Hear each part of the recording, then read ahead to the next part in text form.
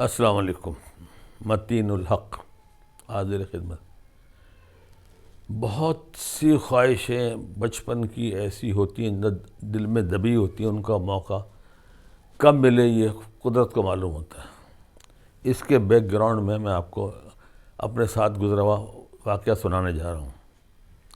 1962 میں نے اردو کالج میں فرسٹ ایئر میں داخلہ لیا، آرٹس میں۔ اس زمانے کے جو استاد ہوتے تھے، واقعی استاد ہوتے تھے، ان کا مشن ہی ہوتا تھا کہ اپنا علم ڈیلیور کرے قوم کو، نہ کہ پیسے بنانا۔ ہمارے ہسٹری کے پروفیسر ہوتے تھے وحید اللہ نظمی صاحب، ماشاءاللہ ان کا انداز جو بعض دفعہ بتا دیتے دل پر نقش ہو جاتی تھی۔ ورلڈ ہسٹری کا چیپٹر پڑھا رہے تھے، ذکر آ گیا مصر کے اہراموں کا۔ اچھا، یہ یاد رکھیے گا، اس وقت تقریباً عمر تھی 17-18 سال۔ یہ عمر وہ تھی لڑکپن سے جوانی میں جو آدمی قدم رکھتا ہے تو اس کے بہت خیالات بڑے بدلتے رہتے ہیں، وقت کے ساتھ بہت ساری تبدیلیاں آتی ہیں۔ اس کے تناظر میں آپ کو بتا رہا ہوں یہ کہ جب وہ ذکر آیا مصر کے اہراموں کا، انہوں نے ذکر چھیڑا پھر مصر کی ممیوں کا، جو ممیز وہاں اس زمانے میں مردے دفن کرتے تھے۔ انہوں نے نقشہ کھینچا کہ ملکہ جب ممی نکالی، ایسا معلوم ہو رہا حسینہ ابھی سوئی ہے، بال بکھرے ہوئے، چہرے پہ سرخی لالی، حسن ایسا کہ نگاہ نہ ہٹے۔ وہ ہماری اٹھتی جوانی، ہم تو گئے کس طرح جا کے دیکھ کے آئیں یہ۔ بہرحال انہوں نے لمبا چوڑا بڑا چیپٹر کھینچا، لیکن دل میں یہ ایک بیٹھ گئی بات کہ جب بھی موقع ملے گا وہاں جا کے ان حسینہ ممی کی حسینہ کو دیکھنا ہے۔ تعلیم پوری ہو گئی، کاروبار میں آ گئے۔ اللہ اللہ کر کے 1976 میں موقع ملا لندن جانے کا۔ ایک دوست ساتھ تھے، ان کے ایک رشتہ دار تھے، ان کے ہاں قیام تھا۔ پہلے دن ہم نے کہا ہم نے تو بھائی برٹش میوزیم میں جانا ہے۔ پہنچے، کئی منزلہ بلڈنگ، جو مصر کا شعبہ تھا اس کے باہر ہی دیو ہیکل، ہاتھی، پتھر کے ظالم لوگ اس زمانے میں پتہ نہیں کیسے اٹھا کے لائے تھے مصر سے، وہ پورے وہ استقبال کے لیے کھڑے ہوئے۔ اندر پہنچے، بے چینی تھی کہ اس حسینہ کو دیکھنا ہے۔ مصری شعبے میں پہنچے، ممی کے شعبے میں پہنچے، وہاں جا کے سر پیٹ لیا، ڈھانچے پٹیوں میں لپٹے، پتہ ہی نہیں ہے کیا اندر۔ میں نے کہا سر آپ نے مروایا ہم کو، ہمارے تو آپ نے سارا۔ بہرحال اب پٹھان پیسہ تو کھائے گا اپنا۔ دیکھنا شروع کیا۔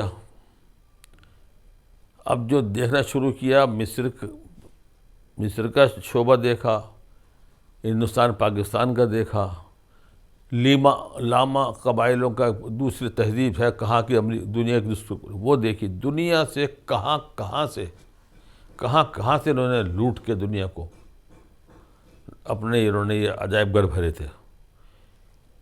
جب میں مغلوں کے دور میں دیکھنے آیا، اور جب میں نے وہاں پر ٹیپو سلطان شہید کی قمیص خون آلود دیکھی، ان کی تلوار دیکھی، دوسرے جو نوادرات دیکھے، میرا بس ہی چلتا تھا میں ان کو تباہ برباد کر دوں۔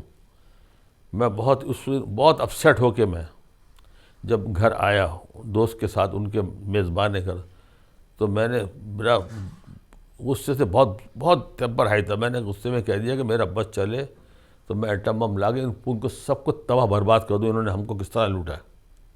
وہ جو میزبان تھے بولے young man you are wrong, بیٹھو ادھر میرے پاس۔ بیٹھایا مجھے، بولے پہلے چائے پلاؤ، اس کو چائے پلائی، کہنے لگے ینگ مین تم غلط سوچ رہو۔ جس دور کی لوٹ مار ہے، تمہارے ملک کی آبادی 30 کروڑ تھی، یہ 3 کروڑ تھے۔ آپ اٹھو سلام کرو ان کو، ان کی قابلیت کو سلام کرو کہ یہ 7 سمندر پار سے آئے، تمہاری زبان نہیں جانتے تھے، تمہاری تہذیب نہیں جانتے، اس کے باوجود انہوں نے تم پر غلبہ کیوں پایا؟ اس لیے کہ تم آپس میں لڑتے مرتے تھے، آپس میں کمزور تھے۔ یاد رکھو، آپسی کمزوری سے بڑا دشمن کوئی نہیں ہے۔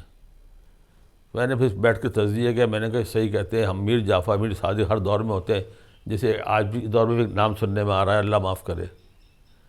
تو یہ بات سمجھ میں آئی کہ واقعی اس قوم نے اپنی پوری قابلیت استعمال کری اپنے بیوی بچے انہوں نے، بلکہ یہ 1857 کی جو جنگ آزادی شروع ہوئی، جس پہ جو بہت سخت ریئیکشن جو آیا تھا وہ یہی تھا کہ میرٹھ میں باغی فوجیوں نے انگریزوں کے بچوں اور عورتوں کو بھی کاٹ دیا تھا چرچ میں جا کے، جو کہ کسی مذہب میں بھی جائز نہیں ہے۔ تو ان کا بھی رد عمل صحیح تھا جواب میں جو انہوں نے کیا، لیکن ان کا کہنا یہ تھا کہ آپ غور کرو، آپ اپنے آپ کو مضبوط رکھو۔ بس یہ آپ کو بتانا تھا کہ یہ اپنی آپسی کمزوری جو ہے قوم کو کہاں سے کس حال میں پہنچا دیتی ہے۔ اب دوسرے چیپٹر پہ آتے ہیں انشاءاللہ۔ چلیے منہ کا مادہ بدلنے کے لیے آپ کو ایک بڑا مزے کا واقعہ سناؤں۔ 1932 جس وقت انگریزوں کے قدم مکمل ہندوستان میں جمے ہوئے تھے، اس زمانے میں انگلینڈ سے ایک مشہور شعبدے باز کہہ لیں، جادوگر کہہ لیں، نظر بندی والا کہہ لیں، وہ آیا۔ وہ ایک رات کا شو کرنے کا اس زمانے میں ایک آدمی کی فیس اس کی 100 روپے تھی، جو اس زمانے کی بہت بڑی رقم ہوتی۔ اور اس نے یہ پہلے جو شو کرتا تھا وہ پہلے لکھوا لیتا تھا کہ میرا شو دیکھنے کے بعد اگر آپ نارمل نہ رہیں تو میری ذمہ داری نہیں ہے۔ راجے، مہاراجے، نواب، یہ لوگ، وہ اوسطاً ہر شہر میں 1 یا 2 شو کرتا تھا، پورے انڈیا میں شو کیے اس نے۔ 1932 کی بات ہے۔ اس میں جب لوگ شو میں ٹکٹ لے کے آئے یا آتے تھے تو وہ پہلے کہتا تھا دیکھیے میں پھر آپ کو آگاہ کر رہا ہوں، اگر آپ کا دل کمزور ہے تو آپ میرا شو مت دیکھیں، کیونکہ میں بات کے نتائج کا ذمہ دار نہیں ہوں۔ لیکن لوگ کہتے ہم دیکھیں گے۔ اس کا شو کیا ہوتا تھا؟ پوری رات کا شو ہوتا تھا، ہر آدمی اپنی جگہ بادشاہ بنتا تھا، اس کی فوج ہوتی تھی، اس کے سپہ سالار، اس کی ملکائیں، اس کی کنیزیں، اس کے ہتھیار، اس کے گھوڑے، دنیا بھر پوری رات وہ بہترین شاہانہ زندگی گزارتا تھا۔ وہ ایسی جو شاید تصور میں ہوتی ہے، لیکن اس کا ظالم کا کمال یہی تھا، جب شو ختم ہو جاتا تھا تو اس میں سے تقریباً 15-20 لوگوں کو نارمل ہونے میں 1-2 دن لگتے تھے، لیکن ایسا بھی ہوا کہ 1-2-3 آدمی ایسے بھی ہوتے تھے جو ذہنی توازن کھو بیٹھتے تھے، بولتے میری ملکہ کو بلاؤ، میرے وزیروں کو بلاؤ، میرے سپہ سالار کہاں ہیں، میرے گھوڑے۔ اس میں جو ہم نے پڑھا ہے اس میں یہ کہ کچھ لوگ ایسے جو زندگی بھر نارمل نہیں ہو سکے۔